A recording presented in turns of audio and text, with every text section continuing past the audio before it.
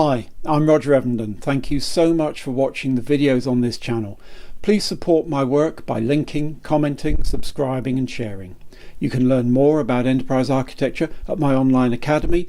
Details and a link are in the description text below this video.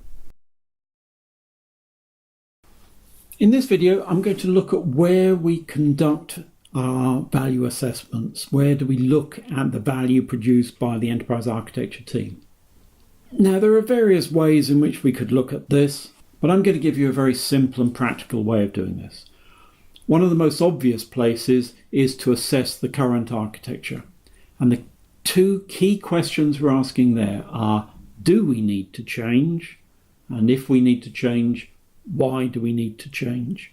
And remember, this always needs to be based on an architectural description. What is it in the components or the configuration of the architecture that makes it necessary to change? Why do we need to change the architecture? Then we can do a change assessment. And in the change assessment, the enterprise architecture team is going to look at whether the enterprise, whether the business, whether the organization can make the expected changes.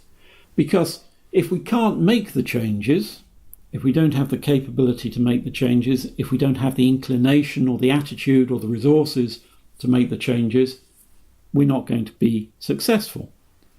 So if we can't make those expected changes, why not? And importantly, what can we do about that? How can we still introduce some of the changes? How can we introduce the changes in a different way? Maybe we can make the changes but over a longer time frame because we don't have the resources. Maybe we can make the changes but we need to bring some external advice and coaching into our organization to help us do it effectively. The next assessment is to look at the options for architecture investment. So what options are open to us and why would we choose one over another? Here the enterprise architecture team should be looking at the costs of the different options, the benefits produced by the different options, the expenses saved by one option over another, the risks inherent in the different options and the mitigation that's possible for each of those risks that's available. And if we carry out a particular option, what could we do based upon that? What future options are available? These are the sorts of things that we can look at to help us look at the options and to help decision makers choose one over another.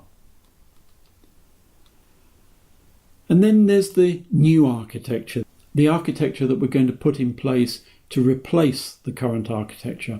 And what's the value of that new architecture? What's the value of the target or the vision or the transition architecture? So what are the benefits and what new options does that architecture create for the future? And these are ongoing assessments.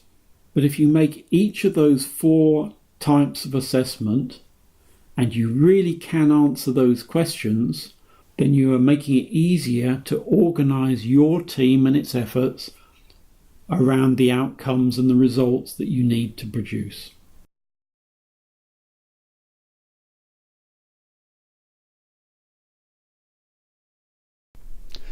Thank you for watching this video.